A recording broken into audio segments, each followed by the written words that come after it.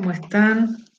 Vamos a comenzar con el estudio del catabolismo de las grasas y asociado a estos la producción de cuerpos cetónicos. Primero vamos a ver lo que es una visión general del metabolismo de los triacilglicéridos, llamados también grasas neutras. Nosotros hemos visto que se absorben en el intestino, bueno, en realidad en el intestino se degradaban, se hidrolizaban, pero se recomponían esos a dos ácidos grasos y a monoacilglicéridos, pero se recomponían estos triacilglicéridos que pasaban a la linfa bajo la forma de kilomicrones, ¿sí?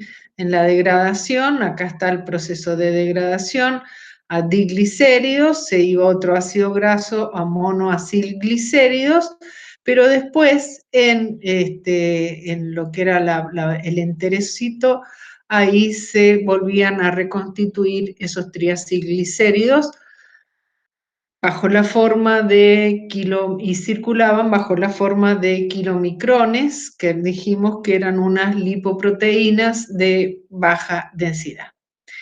Esos kilomicrones en la sangre, ¿sí? Que transportan, esos kilomicrones que transportan los triacilglicéridos, van hacia los tejidos que los utilizan, principalmente el músculo esquelético, el músculo cardíaco, el tejido adiposo, y allí en el endotelio capilar teníamos la lipoproteína lipasa, que esa lipoproteína lipasa hidrolizaba los triglicéridos, dando por un lado los ácidos grasos libres, que también se les llama NEFA, digamos, de la traducción del inglés, ¿sí? Entonces, nos queda de esa hidrólisis los ácidos grasos y el glicerol por otra parte, ¿sí? También desde las VLDL, que eran sintetizadas en el hígado, si vemos acá en la parte derecha tenemos los diferentes tejidos, en el hígado eran sintetizadas a partir de ácidos grasos y de el glicerol, eran sintetizados triacilglicéridos bajo la forma de, y después salían del hígado bajo las formas de VLDL. Estos ácidos grasos, una vez que han sufrido la hidrólisis por parte de la lipoproteína lipasa, ingresan a los tejidos. Vamos a ver qué ocurre en el tejido adiposo. Estos ácidos grasos se vuelven a, digamos, en un proceso que sería de síntesis, en este caso, a partir de metabolitos intermedios de la glucosa, como la dihidroxiacetona fosfato, que da gliceraldehído 3-fosfato, glicerol 3-fosfato después, perdón, se reconstituyen los triacilglicéridos. El glicerol activado, glicerol 3-fosfato, con los ácidos grasos nos dan los triacilglicéridos que se almacenan. Cuando se necesita el aporte de energía, ocurre la lipólisis, es decir, la degradación de estos tejidos, de estos grasas neutras o triacilglicéridos depositados, y se liberan entonces ácidos grasos a la circulación.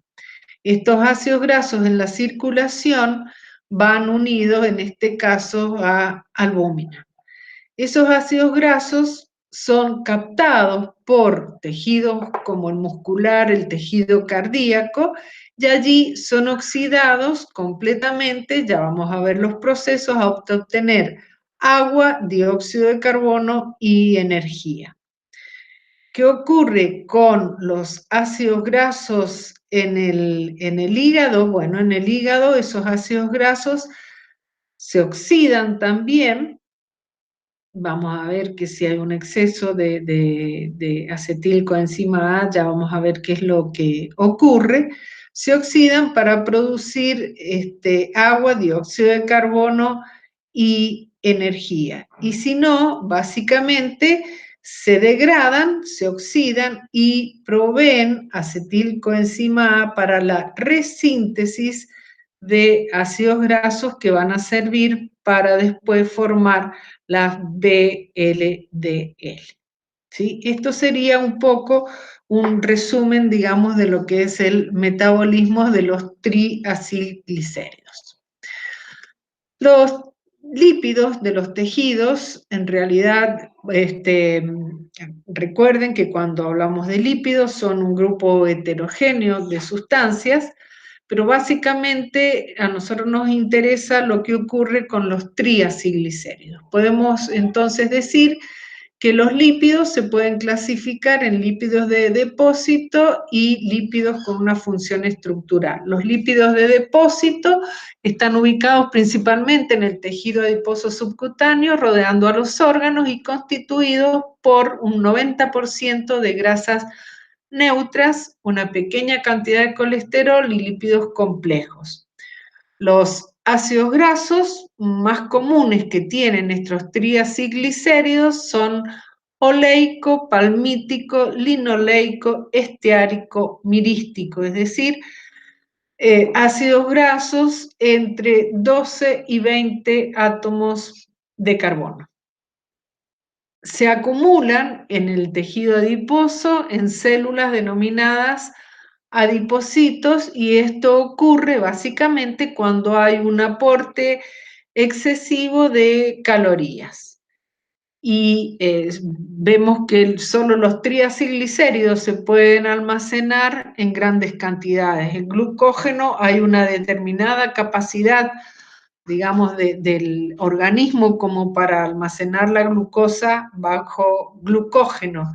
En cambio, cuando hay un exceso energético, esa glucosa puede terminar almacenándose como triacilglicéridos. La función principal de estos triacilglicéridos es la reserva de energía. Antiguamente se pensaba que las grasas de depósito no se movilizaban, pero actualmente se sabe que se renuevan cada 2 a 3 semanas, es decir, que aunque estén depositadas, son movilizadas y degradadas cada 2 o 3 semanas. La enzima que interviene en este proceso es una lipasa intracelular que es sensible a hormonas, es decir, está regulada por hormonas y como toda lipasa, produce la hidrólisis de los triacilglicéridos dando glicerol y ácidos grasos, los que van a llegar por la circulación hacia los tejidos que los necesitan. ¿Qué función secundaria tienen estos lípidos de depósito? Son aislantes térmicos y protegen a órganos y les sirven también de sostén, por ejemplo, en el riñón. También tenemos los lípidos constitutivos que están representados por lípidos complejos y el colesterol y forman parte de membranas y otras estructuras celulares en proporciones relativamente constantes. En condiciones normales, fosfolípidos, glucolípidos y colesterol no se acumulan. Bien, vemos acá un esquema muy general sobre el metabolismo de las grasas de los triacilglicéridos. ¿Qué grasas son las que se metabolizan? Estas que dijimos, las de depósito, básicamente el tejido adiposo, pero también las que son transportadas por los kilomicrones y las VLDL. Ocurre, podríamos decir, en 4 etapas generales. Primero la hidrólisis de estos triacilglicéridos, lipólisis, denominada lipólisis, para darle el glicerol y los ácidos grasos, y luego algo que es propiamente el catabolismo de los ácidos grasos. Recordemos diferenciar bien entre triacilglicéridos y ácidos grasos, Y este catabolismo de ácidos grasos implica 3 etapas. La activación del ácido graso, siempre recuerden que las moléculas para ser, digamos, se hacían más reactivas para poder ya sea sufrir degradación o para poder combinarse entre ellas en un proceso anabólico, debían ser activadas y que se activaban con coenzima A, con grupo fosfato. Bien, entonces decimos, la activación, el transporte y la beta-oxidación forman parte de los procesos que implican el catabolismo de los ácidos grasos. Vamos a ver lo que sería el primer paso, la lipólisis. La lipólisis implica la movilización de los triacilglicéridos que están almacenados, y esto ocurre ante necesidades energéticas. Y también la lipólisis ocurre con los kilomicrones y las VLDL, que recordemos eran lipoproteínas muy ricas en triacilglicéridos. Ya vimos el metabolismo de estas lipoproteínas. Bien, estos triacilglicéridos de reserva que están bajo la forma de gotitas en el citoplasma, por lipasas intracelulares que son sensibles a hormonas, como el glucagón, la insulina, en realidad es el glucagón, la adrenalina, ya vamos a ver qué hormonas son las que intervienen cuando veamos la regulación del metabolismo de las grasas, van a dar ácidos grasos y glicerol. ¿Qué va a ocurrir con estas moléculas? Bien, los ácidos grasos van a pasar a plasma y allí se van a unir al albúmina. Por cada albúmina se transportan alrededor de unos 7 o 8 ácidos grasos. El glicerol también va a pasar al plasma. Esto en cuanto a los triacilglicéridos de reserva. Ahora, teníamos los exógenos de los kilomicrones y los endógenos de las VLDL, que eran hidrolizados por la lipoproteína lipasa del endotelio vascular. Esos ácidos grasos van a penetrar directamente en las células para ser utilizados. Dijimos que esta lipoproteína lipasa era muy rica, el endotelio capilar, en el tejido adiposo, en el músculo, es decir, en los lugares donde se utilizan los triacilglicéridos. Y por otro lado, es decir, estos ácidos grasos directamente penetran a la célula para ser utilizados, y el glicerol va a pasar al plasma. Una vez que están en el plasma, los ácidos grasos provenientes de los tejidos de reserva son transportados por la albúmina y de allí penetran en los tejidos que los utilizan.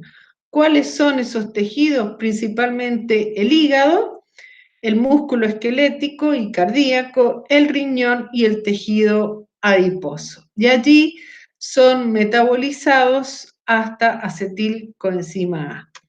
El glicerol es captado por las células capaces de metabolizarlo. No todos los tejidos pueden metabolizar el glicerol. Ya vamos a ver cuáles son los que pueden hacerlo. Bien, entonces, tenemos una necesidad de energía, se liberan hormonas, que sería lo que es el primer mensajero, por ejemplo, glucagón o adrenalina, como una respuesta ante el estrés.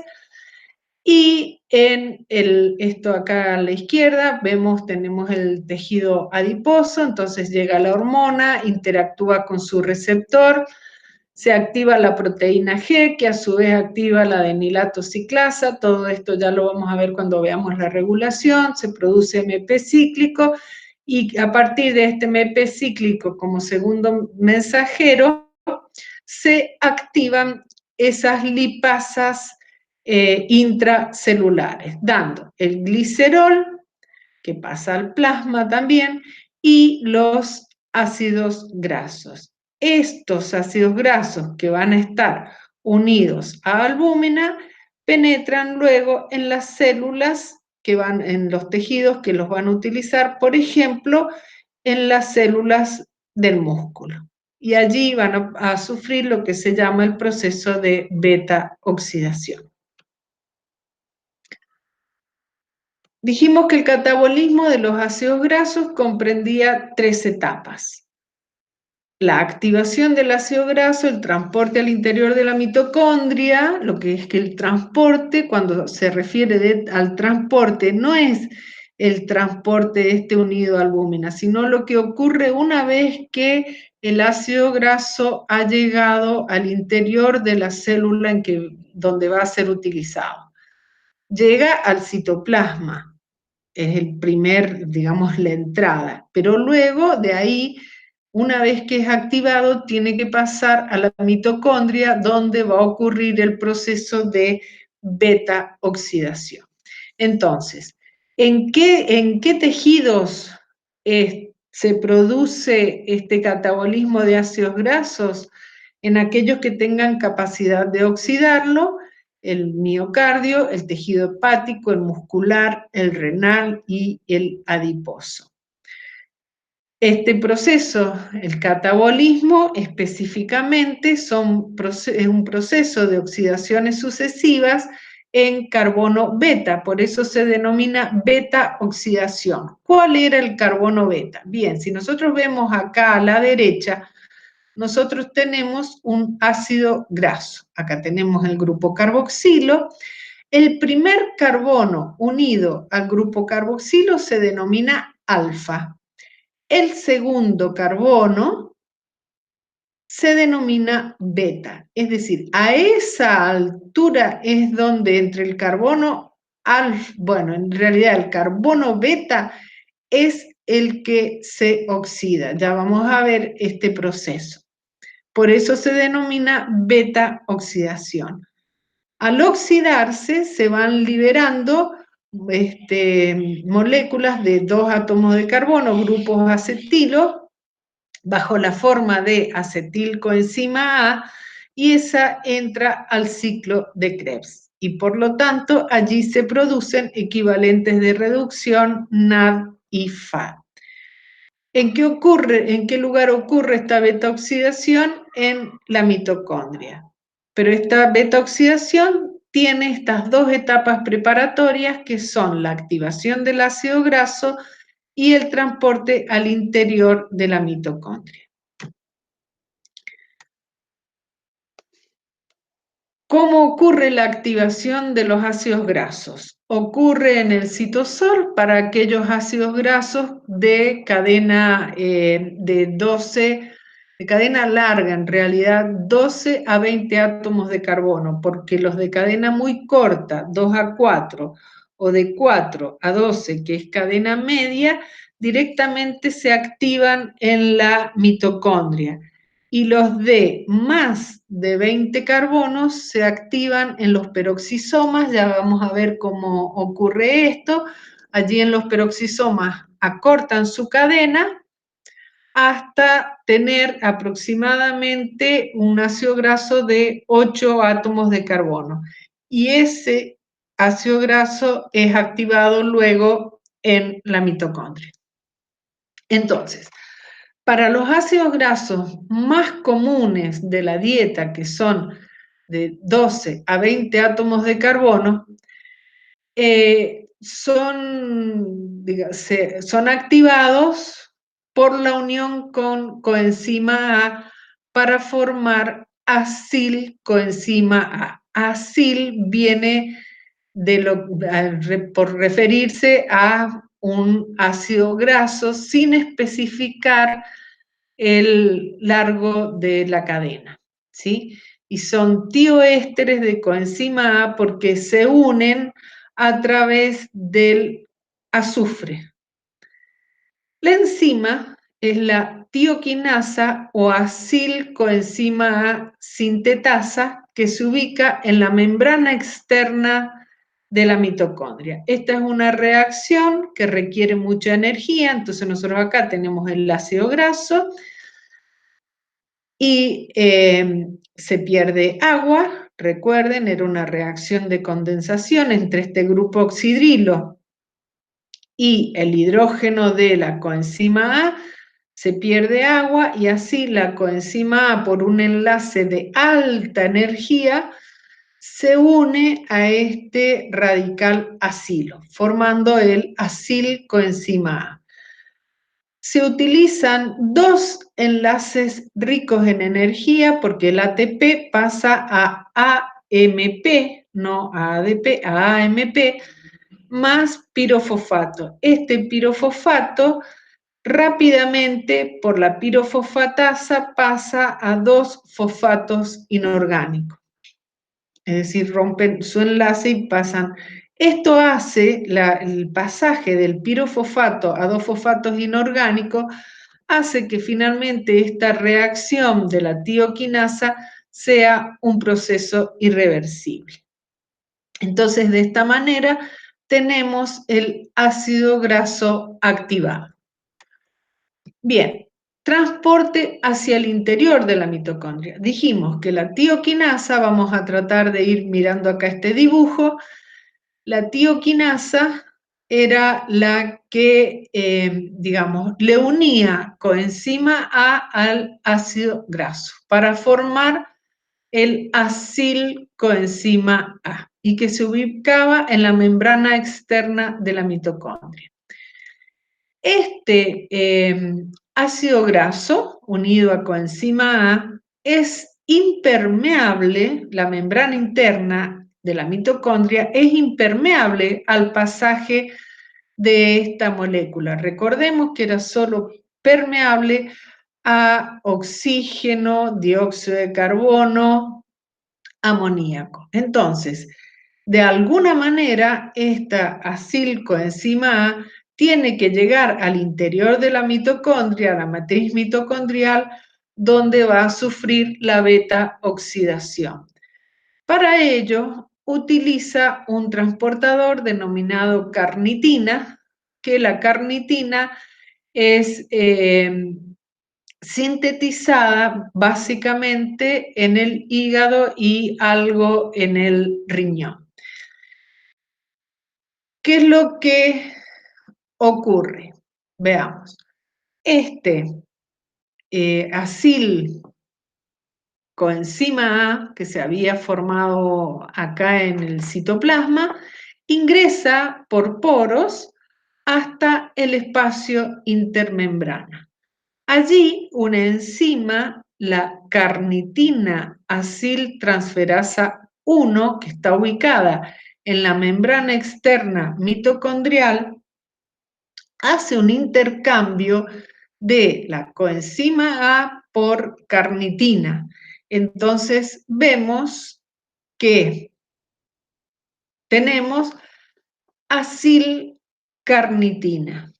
Esta acilcarnitina puede ingresar a través de una translocasa, puede ingresar ubicada en la membrana interna mitocondrial, puede ingresar a la mitocondria. En realidad, ingresa a la mitocondria. ¿Qué ocurre una vez que es un enlace también rico en energía, el de la acilcarnitina? Una vez que la acilcarnitina está en el interior de la mitocondria, otra enzima, la carnitil aciltransferasa 2, regenera el acilcoenzima A, es decir, le saca la carnitina y vuelve a colocarle coenzima A. Por lo tanto, queda carnitina libre. Esa carnitina libre vuelve nuevamente al espacio intermembrana por la translocasa, ¿sí? Entonces vemos que esta translocasa hace como un transporte de ida y de vuelta. Cuando viene desde el espacio intermembrana, trae acilcarnitina, para luego, desde la matriz mitocondrial, lo que saca es la carnitina, ¿sí? Entonces, volvemos a tener en la matriz mitocondrial acilcoenzima A que va a pasar a la beta oxidación. ¿Qué objetivo tiene el transporte? Bueno, por un lado, mantener aisladas las moléculas de coenzima A de la mitocondria de lo que es el resto de la célula, es decir, del citoplasma. Recordemos que la relación entre coenzima libre y coenzima unida a acilo o acetilcoenzima A es un indicador del nivel energético de la mitocondria y permite un control del gasto metabólico.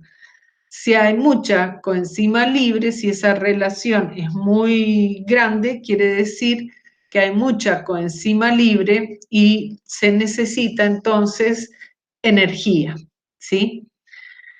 Hay algunas enfermedades debidas a deficiencias en el transporte de los ácidos grasos hacia el interior de la matriz mitocondrial, hacia la matriz mitocondrial, por deficiencia de la carnitina o por deficiencia de la carnitina aciltransferasa, es decir, de la enzima que produce este pasaje, digamos, de acilcoenzima a carnitina, a acilcarnitina, ¿sí?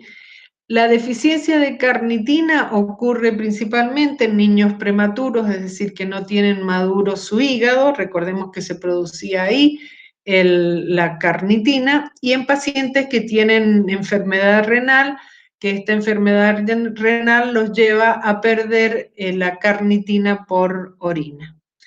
Entonces, en ese caso, se altera la oxidación de los ácidos grasos, se altera también la cetogénesis y la gluconeogénesis, porque ya vamos a ver que todos estos procesos están relacionados entre sí.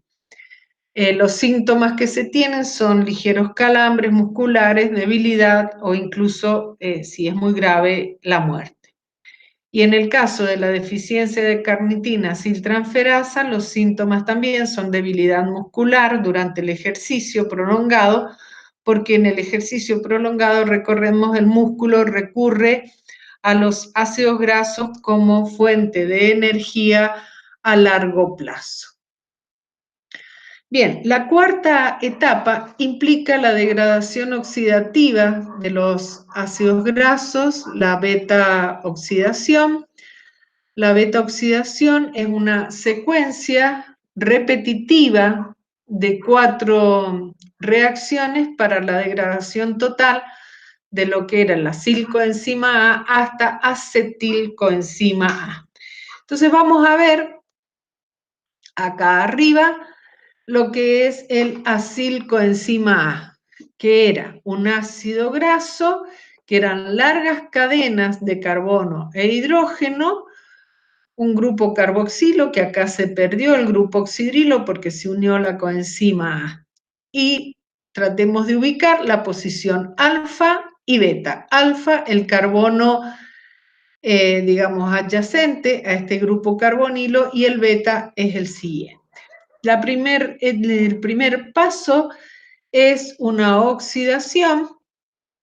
Interviene la enzima acilcoenzima A deshidrogenasa. ¿Qué es lo que ocurre? Bueno, saca hidrógenos, ¿sí? ¿De dónde va a sacar hidrógenos? Los va a sacar de los carbonos alfa y beta. Va a sacar 2 hidrógenos que son los que toma el FAD. Entonces, vemos que se forma este compuesto, el trans delta 2, eso significa que acá tenemos carbono 1, carbono 2, lo que sería el alfa sería el carbono 2, ahí tenemos un doble enlace trans-enoil coenzima A. Enoil viene de el doble enlace, ¿sí? Se sacaron 2 hidrógenos y por sacarse 2 hidrógenos se forma un doble enlace. Recordemos que siempre el carbono tenía que tener como 4 bracitos, ¿sí? Estar unido a 4 elementos que podían ser otro carbono, otro hidrógeno, otro nitrógeno, pero con 4. Estado de oxidación, 4. Entonces, si sacaron 2 hidrógenos, acá se forma un doble enlace. El siguiente paso es una hidratación.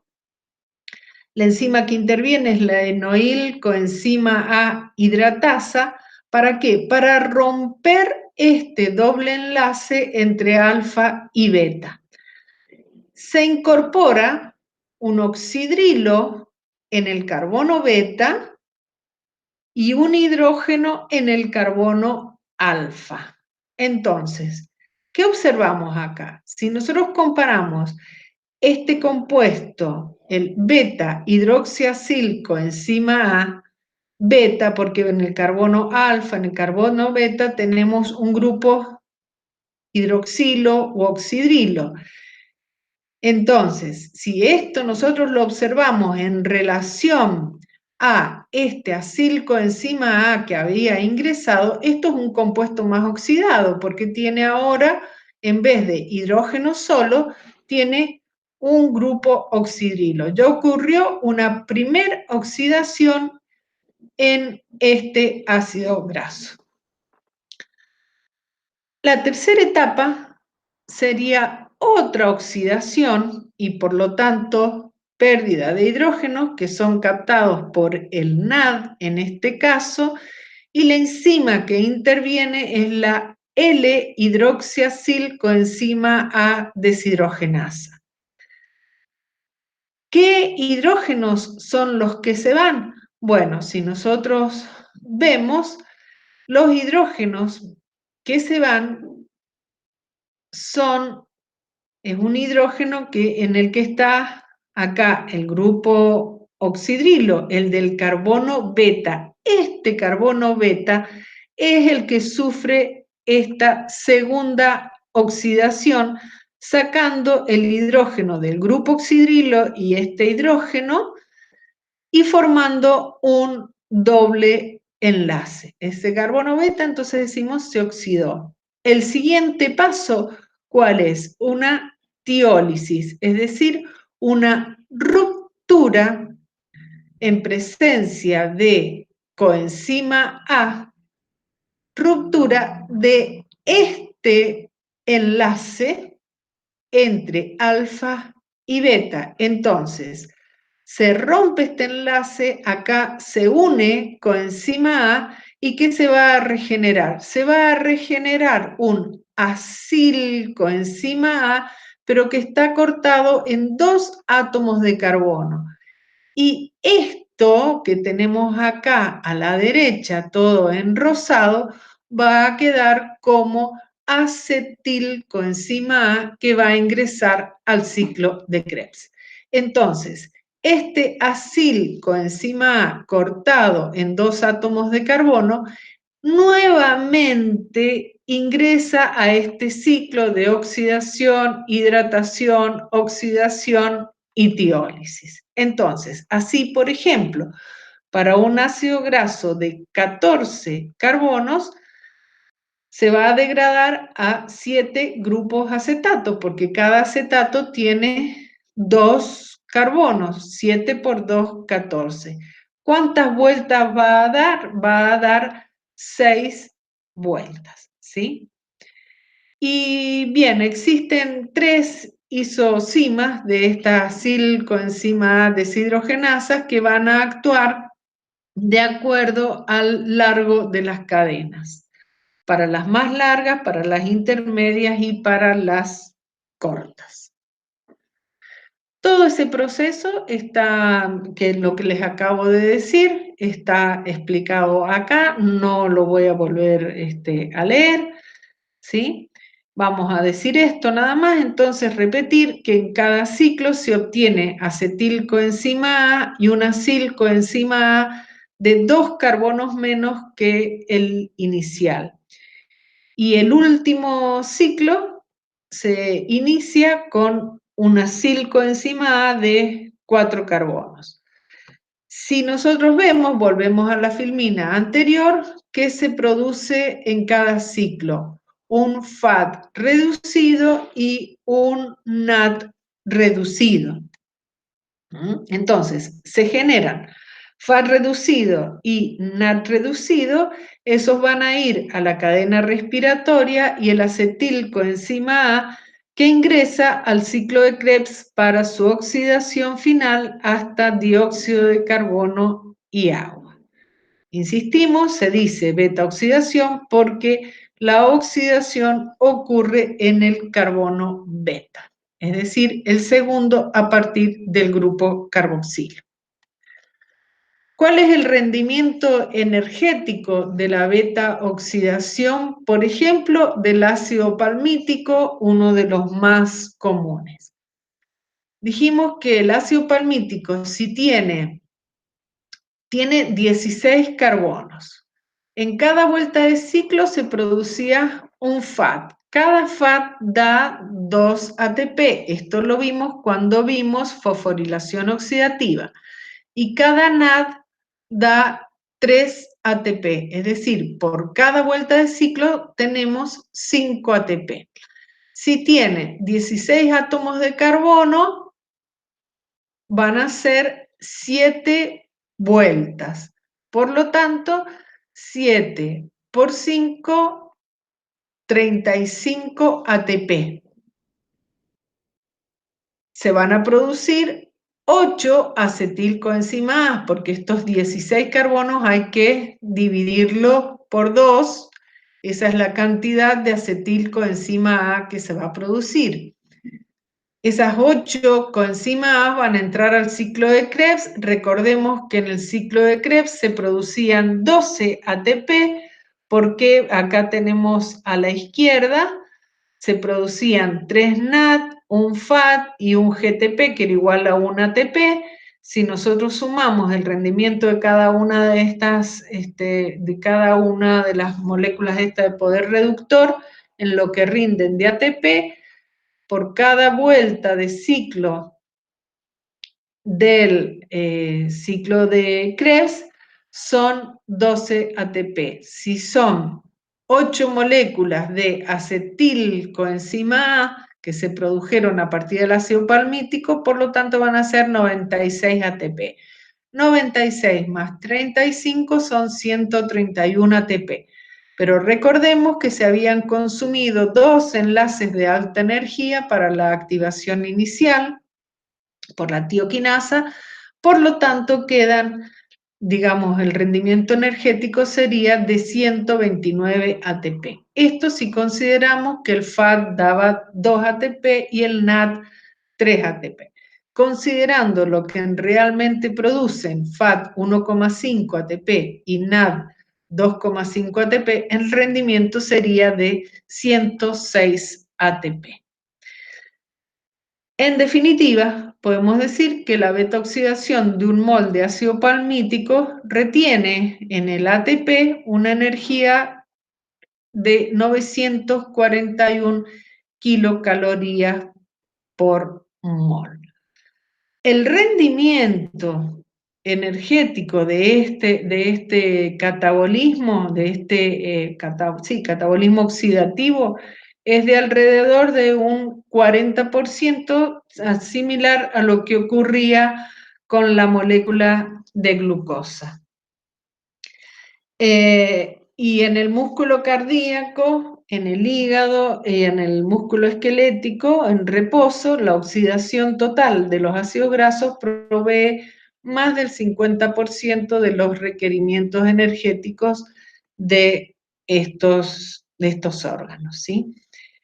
Y además tenemos que saber que la beta-oxidación es la principal fuente de energía de la gluconeogénesis. ¿Qué ocurre con los ácidos grasos de cadena impar? Bien, los ácidos grasos de cadena impar son especies poco abundantes, se oxidan de la misma forma que los ácidos grasos de cadena par, pero en vez de el último ciclo producir acetilcoenzima A, queda una molécula de 3 átomos de carbono que se denomina propionilcoenzima A, ¿sí? Este propionilcoenzima A puede, por algunas, digamos, sufrir algunas reacciones y finalmente ingresar, puede carboxilarse, fijemos que, miremos en realidad, que es una molécula del propionil coenzima A de 3 átomos de carbono. Este compuesto se puede carboxilar y pasar a un compuesto de 4 átomos de carbono, 1, 2, 3, 4, el metilmalonil coenzima A, el que finalmente puede terminar en succinil coenzima A, es decir, propionil coenzima A puede transformarse en succinil coenzima A y así ingresar al ciclo de Krebs, y dijimos que todo compuesto que ingresaba al ciclo de Krebs podía ser un compuesto gluconeogénico. Entonces, los ácidos grasos de cadena impar pueden considerarse gluconeogénicos. No así los ácidos grasos de cadena par que producen acetilcoenzima A, porque la acetilcoenzima A en los animales no puede ser utilizada para la producción de glucosa. Dijimos que aquellos ácidos grasos que tenían cadena muy larga, por ejemplo, más de 20 átomos de carbono o que tienen cadena ramificada, inician la oxidación en orgánulos celulares denominados peroxisomas. En este caso, el acilcoenzima A ingresa, se unen a coenzima A, pero el acilcoenzima A ingresa, en vez de a la mitocondria, ingresa a los peroxisomas y no necesitan transportador. No hay ahí formación de enlaces de elevada energía. En los peroxisomas se acortan en 8 a 10 carbonos, en ciclos se van oxidando también. Pero ¿qué ocurre? En esa oxidación, el FAT que se produce no, digamos, no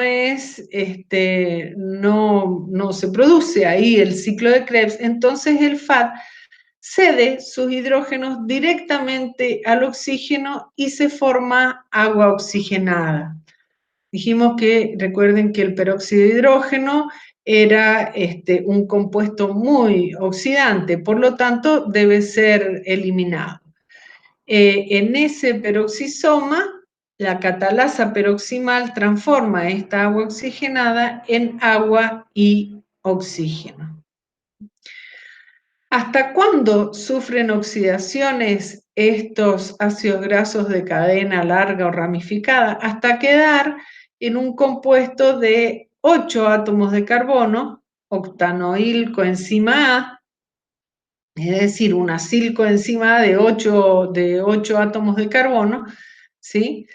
El grupo acilo, que después sí puede ingresar a la mitocondria y allí completar su oxidación. Existe algún síndrome, el síndrome de Selgerware, en el que hay una ausencia de peroxisomas funcionales y se debe a un defecto en el sistema de la importación de enzimas al interior del peroxisoma. Recuerden que las enzimas son proteínas y se producen en los ribosomas. En esos casos hay anomalías en el hígado, en el riñón y el músculo, y la muerte se produce alrededor de los 6 años de edad.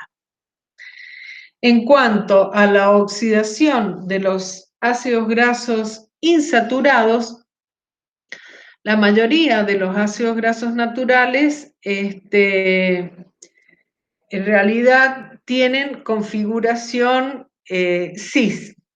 Y nosotros vimos, bueno, no se los mostré bien, pero en el caso de la beta-oxidación, lo que se produce son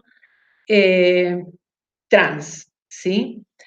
Entonces, la mayoría de las reacciones para la oxidación de los ácidos grasos insaturados son las mismas que para los ácidos grasos saturados, hasta alcanzar el carbono unido al doble enlace.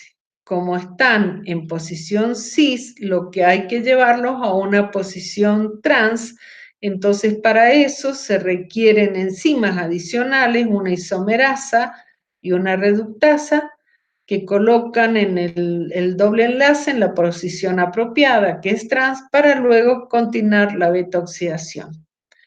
Esta oxidación requiere o produce en realidad menor cantidad de FAT, porque como ya tenemos doble enlaces, no es necesario formar dobles enlaces, entonces por lo tanto tienen menor rendimiento energético.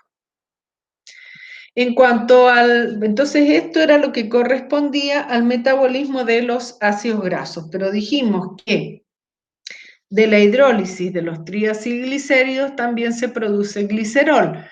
Ese glicerol que circula libre por el plasma es metabolizado en los tejidos que poseen la enzima gliceroquinasa, que son el hígado, el riñón, el intestino y la glándula mamaria durante la lactancia. Vemos que el glicerol, recuerden que era un alcohol de 3 átomos de carbono con 3 oxidrilo, por una gliceroquinasa, que esa enzima no se encuentra en el tejido adiposo. Las quinasas, recordemos que colocaban grupo fosfato, utilizando en este caso el ATP, fosforila ese glicerol para formar glicerol 3-fosfato. Este glicerol 3-fosfato puede ser usado para la síntesis de triacilglicéridos o para los glicerofosfolíperos. Y si no, puede oxidarse y por lo tanto elimina, digamos, al oxidarse pierde hidrógenos que son cedidos al NAD, puede oxidarse a la dihidroxiacetona fosfato, que dijimos, recordemos, estos dihidroxiacetona fosfato se obtenían en la primera etapa de la glucólisis y que por una isomerasa puede pasar a gliceraldehído 3-fosfato. Entonces, si vemos este carbono del medio, aquí se oxida, pasa del grupo oxidrilo al grupo ceto, forma la dihidroxiacetona fosfato y por la isomerasa el grupo ceto pasa a grupo aldehído y tenemos el de gliceraldehído 3-fosfato. Tanto dihidroxiacetona como gliceraldehído 3-fosfato pueden o seguir la vía de la glucólisis e inmediatamente producir entonces piruvato, el piruvato descarboxilarse, producir acetilcoenzima A y esta acetilcoenzima A al ciclo de Krebs, o si no, remontar, digamos, la vía inversa desde dihidroxiacetona fosfato a gliceraldehído 3-fosfato en la vía de la gluconeogénesis y formar glucosas, que eso ya lo vimos cuando vimos la gluconeogénesis. Bien, y acá comienza la cetogénesis. Pensaba explicarles esto también, pero la verdad que se va a hacer un video un poco largo, entonces lo voy a dejar para un próximo video. Así les subo el tema en 2 videos.